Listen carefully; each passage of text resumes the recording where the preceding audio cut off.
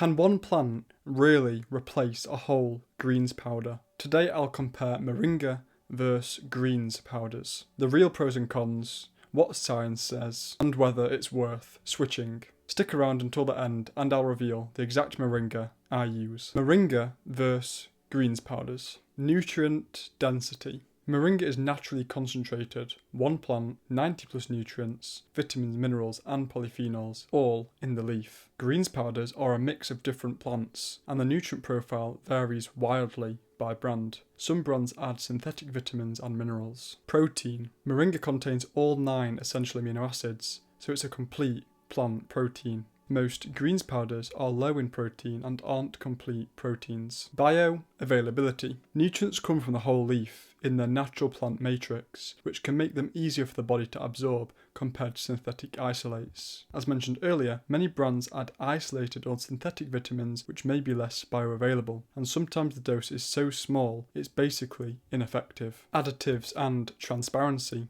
If you buy pure Moringa powder, it's one ingredient, nothing to hide. Many contain sweeteners, flavourings, or proprietary blends. Heads up, there's a thing called pixie dusting. Brands list known ingredients to sound impressive but give tiny, clinically irrelevant doses. Cost and convenience. A good 1 kilogram bag can be very cost effective and lasts months. On the other hand, many greens powders are marketed as premium and come with a premium price tag, sometimes without the results to justify it. If you want an example, search Brian Johnson's AG1 failed, here's why, for a deep dive on that issue. That's on YouTube, by the way. Taste and mixability. Moringa can be earthy or grassy, but it mixes fine if you use a frother. Many greens powders are made to taste sweeter or more palatable, often achieved with added sweeteners and flavours. Sweeteners and flavours usually aren't natural and therefore toxic to the body. So, in summary, greens powders promise variety, but that variety brings inconsistency and often extra additives. Pure Moringa is a single, nutrient-dense source, simpler, more transparent, and often cheaper per kilogram. Okay, now let's break down the real pros and cons of each, so you can decide which fits your goals. Pros and cons. Moringa's pros. 90 plus nutrients, 16 plus scientifically proven benefits, natural, concentrated nutrient profile, vitamins, minerals, polyphenols, complete plant protein, all 9 essential amino acids, single ingredient product, which means fewer unknowns and no fillers. And if you buy quality powder in bulk, the cost per kilogram is usually much better than most greens blends. Moringa cons. The flavour is a bit grassy or earthy, which some people don't love, though it's easy to mask in smoothies or with other powders, like I do. Quality varies. Low quality powders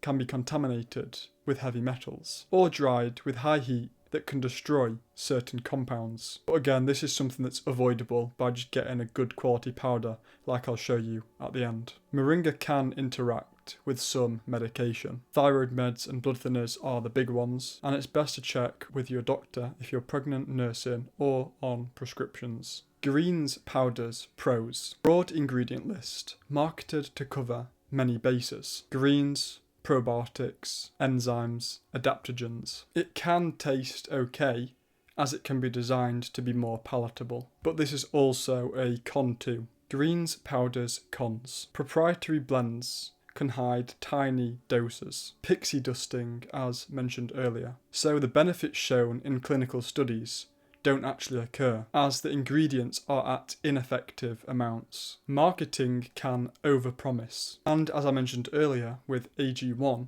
because it's so overpriced, the commissions are just huge. So loads of creators just push the product to get the money. Many powders also contain sweeteners, flavours, and fillers. Multiple ingredients may interact or reduce absorption. Can be expensive per kilogram for a good quality powder. So I'd say overall, Moringa wins. From a nutrient, protein, and just overall benefits point of view. If you're leaning towards Moringa, next I'll explain exactly what it can do for you, how I use it, and what to look for when buying. Why Moringa, benefits, how I use it, and my pick. Quick benefits summary. Complete nutrition. A teaspoon gives vitamins A, C, E, B complex, minerals and all essential amino acids. Antioxidant plus anti-inflammatory. Loaded with quercetin, chlorogenic acid and other polyphenols. Blood sugar and steady energy. Compounds that blunt post-meal glucose spikes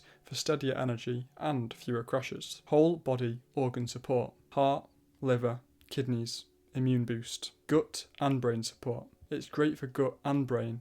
Prebiotic fibre feeds beneficial bacteria, while B vitamins and flavonoids support mood and focus. How to use it. The dose is 1 teaspoon a day, which is about 3 grams. You can stir it into smoothies that then masks the taste. You can steep a teaspoon in hot water for 5 minutes and add whatever other ingredients you want for a herbal tea. My pro tip, I mix mine straight into spring water using a battery-powered milk frother. 5 seconds, no clumps, perfect texture. Quality checklist, what to look for when buying. Single ingredient, Moringa oleifera, no fillers. Certified organic, cold dried or low heat dried to preserve phytocompounds. Transparent supplier info, origin, processing. And this is like, it is important, but it's like the deepest one. Ideally third-party heavy metal tested, if available. My personal pick. For me, the best option I found on Amazon is NaturaleBio, because it meets every requirement for me. USDA organic, cold dried, vegan certified, no fillers. It does show proof of where it comes from, and it's sold in a 1 kilogram bag, so it's very cost effective. It's the one I use daily.